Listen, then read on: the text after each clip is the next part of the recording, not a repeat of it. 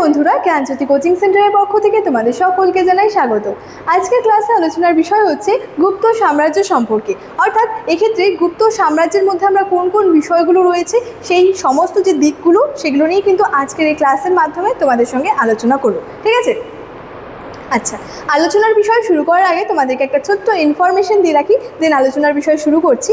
দেখো, তোমরা যারা যারা ভাবছো আমাদের সঙ্গে অনলাইনে যুক্ত হবে, ঠিক আছে, তারা স্ক্রিনে দুটি নাম্বার দেখতে পাচ্ছ, 7076398606 এবং 6295916282। এই নাম্বার দুটি হলো আমাদের জ্ঞানজ্যোতি কোচিং সেন্টারের অফিসিয়াল হেল্পলাইন নাম্বার। তোমরা যারা যারা ভাবছো আমাদের সঙ্গে অনলাইনে যুক্ত হবে, যে কোনো একটি নাম্বারে যোগাযোগ করে আমাদের সঙ্গে যুক্ত হয়ে যেতে পারো। ঠিক আছে? এছাড়াও তোমাদেরকে একটু কোর্স ডিটেলস সম্পর্কে বলে রাখি যে তোমরা আমাদের সঙ্গে যুক্ত হলে কি কি সুযোগ সুবিধাগুলি পেয়ে যাচ্ছ। প্রথমত তোমরা প্রপার গাইডেন্স পেয়ে যাচ্ছ, দেন তোমরা রেকর্ডেড ক্লাসেস পেয়ে যাচ্ছ, হাই কোয়ালিটির নোটস পেয়ে যাচ্ছ এবং 100% কমন সাজেশনস যেটা থাকে সেগুলোও কিন্তু তোমরা আমাদের সঙ্গে যুক্ত হলে পেয়ে যাচ্ছ। ঠিক আছে? এছাড়াও তোমাদের সেমিস্টারের কোর্স ফি সম্পর্কে একটু বলে রাখি। দেখো, তোমরা যারা মেজরের স্টুডেন্টস রয়েছো তোমাদের জন্য কোর্স ফি রয়েছে 1299, এবং তোমরা যারা মাইনরের স্টুডেন্টস রয়েছো তোমাদের জন্য কোর্স ফি রয়েছে কিন্তু 699। ঠিক আছে? এই ছিল টোটাল যে ইনফরমেশনের বিষয় সেটা। এবার সরাসরি টপিক সম্পর্কে আলোচনা শুরু করছি। প্রথমেই বলেছি আলোচনার বিষয় হচ্ছে গুপ্ত সাম্রাজ্য সম্পর্কে। এই গুপ্ত সাম্রাজ্যটা যেটা আছে এটার মধ্যে কিন্তু বিভিন্ন যে বিষয়গুলো রয়েছে। ঠিক আছে? কিভাবে গুপ্ত সাম্রাজ্যের উৎপত্তি হলো, এটার প্রতিষ্ঠাতা, এই সমস্ত বিষয়গুলো কিন্তু রয়েছে। প্রথমে আমরা জানবো এটার উৎপত্তি ও প্রতিষ্ঠাতা সম্পর্কে। এই গুপ্ত বংশের প্রতিষ্ঠাতা ছিলেন কে ছিলেন? শ্রীগুপ্ত, এবং তিনি ও তার পুত্র ঘটোৎকচ মহারাজা যে উপাধিটা কিন্তু ধারণ করেছিলেন। এই গুপ্ত সাম্রাজ্যের প্রতিষ্ঠাতা ছিলেন, প্রথমে বললাম, শ্রীগুপ্ত। শ্রীগুপ্তের পর গুপ্ত সাম্রাজ্যের যে সিংহাসনে বসেছিলেন তিনি ছিলেন ঘটোৎকচ। ঠিক আছে? এই ঘটোৎকচ কিন্তু শ্রীগুপ্তেরই পুত্র ছিলেন, এবং শ্রীগুপ্ত এবং ঘটোৎকচ উভয় কি করেছিল? একটা উপাধি নিয়েছিল, যে উপাধিটার নাম ছিল মহারাজা উপাধি। ঠিক আছে? আচ্ছা, কুষাণদের পতনের পর রাজনৈতিক বিশৃঙ্খলার অবসান ঘটিয়ে খ্রিস্টীয় 4th শতকে মগধকে কেন্দ্র করেই কিন্তু এই শক্তিশালী সাম্রাজ্যের সূচনা হয়েছিল। তাহলে গুপ্ত সাম্রাজ্যের সূচনা কি করে হয়েছিল? এই মগধকে কেন্দ্র করে। ঠিক আছে? নেক্সট রয়েছে চন্দ্রগুপ্ত, প্রথম চন্দ্রগুপ্ত সম্পর্কে। তিনি কে ছিলেন? তিনি ছিলেন গুপ্ত বংশের প্রথম পরাক্রান্ত রাজা, এবং তিনি মহারাজা ধীরাজ উপাধি গ্রহণ করেন এবং সিংহাসন আরোহণকে স্মরণীয় রাখতে গুপ্তাব্দ প্রবর্তন করেছিলেন। প্রথম চন্দ্রগুপ্ত যখন সিংহাসনে আরোহণ করলেন, আরোহণ করার পর তিনি একটা উপাধি নেন, সেটার নাম ছিল মহারাজা ধীরাজ, এবং তার যে সিংহাসন আরোহণ সেটাকে স্মরণীয় রাখতে তিনি একটা যে গুপ্তাব্দ প্রবর্তন করেছিলেন। ইতিহাসের এই পাতার মধ্যে কিন্তু বিভিন্ন রাজবংশ, বিভিন্ন সভ্যতা, বিভিন্ন যুগ রয়েছে, এবং সেই সমস্ত সাম্রাজ্য বা সভ্যতা যুগের মধ্যে কিন্তু বিভিন্ন রাজারা রয়েছেন, কিন্তু সবার নামটা কিন্তু স্মরণীয় থাকে না। কারো কারো নাম বিশেষভাবে স্মরণীয় থাকে, কারণ তারা সেই সমস্ত কিছু কার্যকলাপ করে যান, যার জন্য কিন্তু তাদের নামটা ইতিহাসের পাতায় স্মরণীয় হয়ে থাকে। ঠিক আছে? প্রথম চন্দ্রগুপ্ত এই গুপ্তাব্দ প্রবর্তন করেছিলেন, এর জন্য কিন্তু তিনি খানিকটা স্মরণীয় হয়ে আছেন। ঠিক আছে? বৈশালী যে লিচ্ছবি রাজকন্যা কুমার দেবীকে বিবাহ করেন, এবং তিনি নিজের প্রভাব ও প্রতিপত্তি বহুগুণে বৃদ্ধি করেছিলেন। ঠিক আছে? এটা ছিল প্রথম চন্দ্রগুপ্ত সম্পর্কে। তারপরে রয়েছে সমুদ্রগুপ্তের সম্পর্কে। এখানে কি রয়েছে দেখো? সিংহাসন আরোহণ, অর্থাৎ প্রথম চন্দ্রগুপ্তের পর 335 খ্রিস্টাব্দে সমুদ্রগুপ্ত সিংহাসনে বসেন। তাহলে একটা ধারাবাহিকভাবে কি হচ্ছে? একের পর এক রাজা বা শাসক কিন্তু সিংহাসনটা আরোহণ করছেন। ঠিক আছে? তারপরে রয়েছে দেখো আর্যাবর্ত অভিযান। আর্যাবর্ত অভিযান অর্থাৎ উত্তর ভারতের অভিযান। এখানে রয়েছে উত্তর ভারতে তিনি 9 জন রাজাকে পরাজিত করে গুপ্ত আধিপত্য সুদৃঢ়ভাবে প্রতিষ্ঠা করেন। নেক্সট হচ্ছে দাক্ষিণাত্য অভিযান, অর্থাৎ দক্ষিণ ভারতের অভিযান। এখানে তিনি কি করেছিলেন?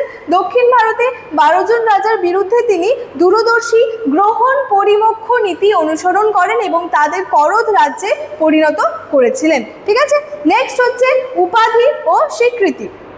তিনি অশ্বমেধ যজ্ঞ সম্পন্ন করেন, এর সাথে সাথে পরাক্রমাঙ্ক উপাধি নিয়েছিলেন। তাহলে কি দেখতে পাচ্ছি? এক একটা শাসক যখন সিংহাসনে বসছেন, সিংহাসন আরোহণ করছেন, তারা কিন্তু উপাধি নিচ্ছেন। যেমন শ্রীগুপ্ত ঘটোৎকচ গুপ্ত উপাধি নিয়েছিলেন, তারপরে প্রথম চন্দ্রগুপ্ত উপাধি নিয়েছিলেন, সেই একইভাবে সমুদ্রগুপ্তও কিন্তু উপাধি নিয়েছিলেন, যেটা ছিল যে পরাক্রমাঙ্ক উপাধিটা কিন্তু তিনি নিয়েছিলেন। ঠিক আছে? তো এই সমস্ত বিষয়গুলো কিন্তু খুবই জানার একটা বিষয়। তারপরে রয়েছে সামরিক প্রতিভার জন্য ডক্টর ভিনসেন্ট স্মিথ তাকে ভারতের নেপোলিয়ন বলে কিন্তু আখ্যা দিয়েছেন। এই জায়গাটাও কিন্তু খুব গুরুত্বপূর্ণ যে ভারতের নেপোলিয়ন কাকে বলা হয়, সমুদ্রগুপ্তকে বলা হয়। কে বলেছেন? Doctor Vincent Smith. কেন বলেছেন? সমুদ্রগুপ্তের একটা যে সামরিক প্রতিভা ছিল সেটার জন্যই কিন্তু ডক্টর ভিনসেন্ট স্মিথ সমুদ্রগুপ্তকে ভারতের নেপোলিয়ন বলে কিন্তু উল্লেখ করেছেন। নেক্সট কি দেখবো আমরা? বহুমুখী প্রতিভা এবং কবিরাজ। এখানে কি রয়েছে দেখো, সম্রাট সমুদ্রগুপ্ত কেবল একজন অজেয় যোদ্ধাই ছিলেন না, তিনি শিল্প ও সাহিত্যেরও কিন্তু পৃষ্ঠপোষক ছিলেন। তিনি স্বয়ং সুকবি ও গায়কও কিন্তু ছিলেন। তাহলে সমুদ্রগুপ্ত শুধুমাত্র একজন সুদক্ষ যোদ্ধাই ছিলেন না, তার সাথে সাথে তিনি শিল্প ও সংস্কৃতির পৃষ্ঠপোষক ছিলেন এবং কবি ও গায়কও কিন্তু ছিলেন। তিনি হচ্ছে বিনা বারণ রথ মুদ্রা থেকে তার যে সংগীতানুরাগের শ্রেষ্ঠ প্রমাণ পাওয়া যায়, তাকে কবিরাজ উপাধিতেও কিন্তু ভূষিত করা হয় এবং তার রাজসভায় হরিসেন ও বসুবন্ধুর মতো পণ্ডিতদের দ্বারা কিন্তু যে অলঙ্কৃত আর কি ছিল। ঠিক আছে, এই সমস্ত বিষয়গুলো কিন্তু সমুদ্রগুপ্তের আমলের একটা গুরুত্বপূর্ণ বিষয়ের মধ্যে রয়েছে। নেক্সট হচ্ছে দ্বিতীয় চন্দ্রগুপ্ত সম্পর্কে। দেখো এখানে বলছে সাফল্য ও সংস্কৃতির চরম বিকাশ। সমুদ্রগুপ্তের পর দ্বিতীয় চন্দ্রগুপ্ত 380 খ্রিস্টাব্দে সিংহাসনে বসেন। তিনি সৌরাষ্ট্রের সব রাজাকে পরাজিত করে শকারি উপাধি নিয়েছিলেন। এই দ্বিতীয় চন্দ্রগুপ্তের আমলের একটা গুরুত্বপূর্ণ ঘটনা হচ্ছে শকদের তিনি পরাজিত করেছিলেন, তার সাথে সাথে তিনি শকারি উপাধি নিয়েছিলেন। তার রাজসভা কালিদাস, বরাহমিহির সহ 9 জন পণ্ডিত দ্বারা কিন্তু অলঙ্কৃত ছিল। তার রাজসভায় একটা বিষয় ছিল, সেটা ছিল হচ্ছে নবরত্ন। এই যে 9 জন পণ্ডিতের যে একটা মানে সভা ছিল, এটাকে মূলত কি বলা হয়? নবরত্ন বলা হয়। ঠিক আছে, দিল্লির মেহরৌলি লৌহ স্তম্ভটি তার আমলে ধাতু শিল্পের শ্রেষ্ঠ নিদর্শন বলে কিন্তু মনে করা হয়। যেটা কি এই যে মেহরৌলি যে লৌহ স্তম্ভ, যেটাতে আজও কিন্তু মরচেবিহীন, অর্থাৎ মরচে কিন্তু ধরেনি। ঠিক আছে, এই সমস্ত বিষয়গুলো তার আমলের কিন্তু গুরুত্বপূর্ণ বিষয়। নেক্সট রয়েছে গুপ্ত যুগের শাসন ব্যবস্থা। শাসন ব্যবস্থার মধ্যে কোন কোন বিষয় রয়েছে? প্রথমত রয়েছে কেন্দ্রীয় শাসন, নেক্সট রয়েছে প্রাদেশিক শাসন, তারপরে রয়েছে আইন ও বিচার। কি রয়েছে কেন্দ্রীয় শাসনের মধ্যে? রাজা ছিলেন সর্বে সর্বা। ঠিক আছে, রাজাই সেখানে সব ছিলেন, তবে তিনি কিন্তু স্বৈরাচারী বা অত্যাচারী কিন্তু ছিলেন না। মন্ত্রীরা উচ্চপদস্থ, রাজকর্মচারীরা হচ্ছে যে রাজাকে সর্বদা কিন্তু সাহায্য করতেন। তাহলে কি সেখানে রাজাকে শাসন কার্যে কারা সাহায্য করতো? রাজকর্মচারীরা যারা ছিল তারা কিন্তু সাহায্য করতো।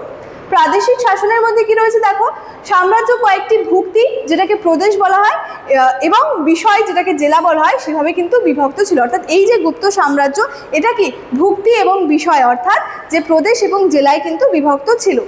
উপরিক বিষয়পতি এবং অধিষ্ঠানাধিকরণ নামক পরিষদ যে সুচারুভাবে কিন্তু শাসনটা আর কি পরিচালনা করত। আইন ও বিচারটা কেমন ছিল? বলেছে গুপ্ত আমলেই আইন ও বিচার ব্যবস্থার একটা যথাযথ বিকাশ ঘটেছিল। যাজ্ঞবল্ক্য, নারদ প্রমুখ আইন রচনা করেন। রাজা স্বয়ং প্রধান বিচারকের কিন্তু দায়িত্বটা যেটা থাকতো, সেটা কিন্তু একটা রাজা কিন্তু পালন করে থাকতো। এটাই ছিল কিন্তু মূলত গুপ্তর যে শাসন ব্যবস্থা, সেই শাসন ব্যবস্থার মধ্যে কোন কোন বিষয়গুলো রয়েছে। নেক্সট হচ্ছে এখানে সমাজ এবং ধর্মীয় জীবনটা কেমন আছে। একটা যে সাম্রাজ্য সম্পর্কে আমরা জানছি, পড়ছি, সেখানে তো সমস্ত বিষয়গুলো জানতে হয়। সেখানে সমাজটা কেমন, সেখানে অর্থনীতি, সেখানে শাসন ব্যবস্থা। দেখো মূলত এখানে বলেছে জাতিভেদ প্রথার শিথিলতা। গুপ্ত যুগে জাতিভেদ প্রথা অনেকটাই হ্রাস পায়। ব্রাহ্মণ ও বৈশ্যরা সৈনিক বৃত্তি গ্রহণ করে এবং বিভিন্ন বর্ণের মধ্যে বৈবাহিক সম্পর্ক স্থাপিত হয়। ঠিক আছে, যেমন বলা যায় যে প্রথম চন্দ্রগুপ্তের যে বিবাহটা ছিল, সেটার একটা উদাহরণ হিসেবে এখানে বলা হয়েছে। এটাই মূলত ছিল জাতিভেদ প্রথার যে শিথিলতা সেটা। ব্রাহ্মণ্য ধর্মের পুনরুজ্জীবন। এই যুগকে ব্রাহ্মণ্য ধর্মের পুনরুজ্জীবনের যুগ বলা হয়।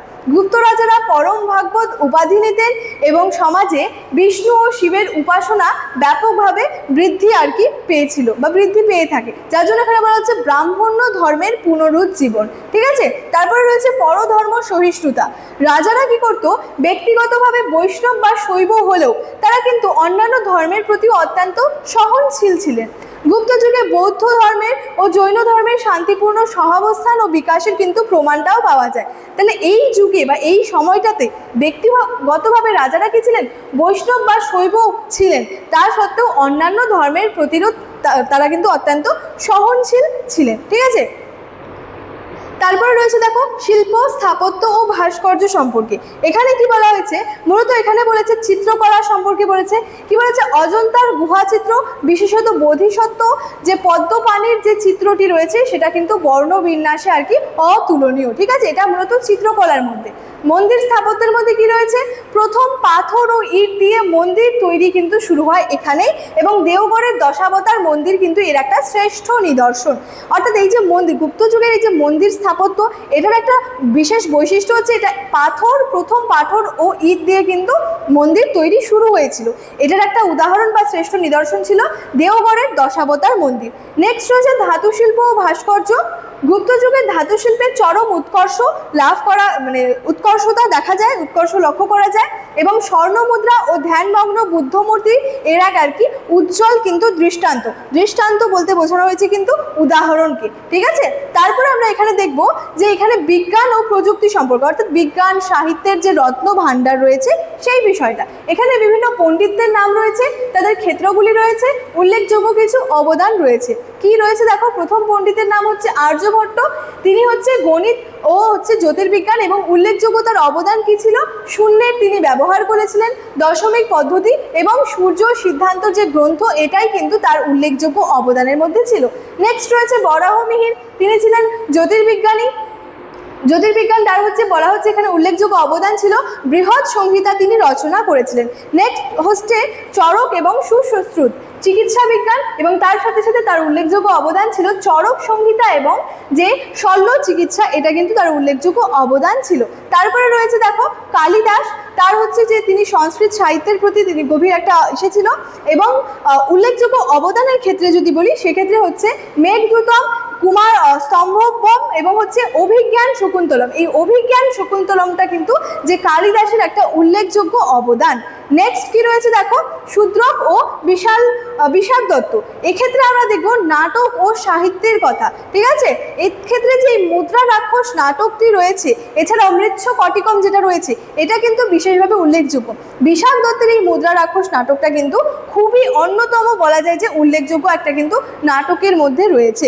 তারপরে দেখো কি রয়েছে, এই গুপ্ত সাম্রাজ্যের অবক্ষয় সম্পর্কে রয়েছে। বলেছে স্কন্দগুপ্তের পর থেকে গুপ্ত সাম্রাজ্য দুর্বল হতে থাকে।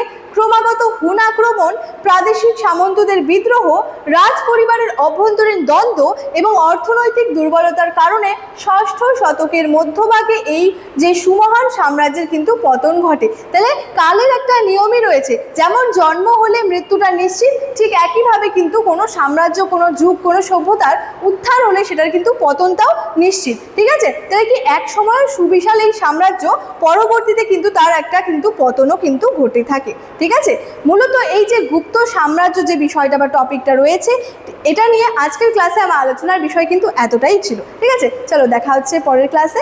Thank you so much, thanks for watching.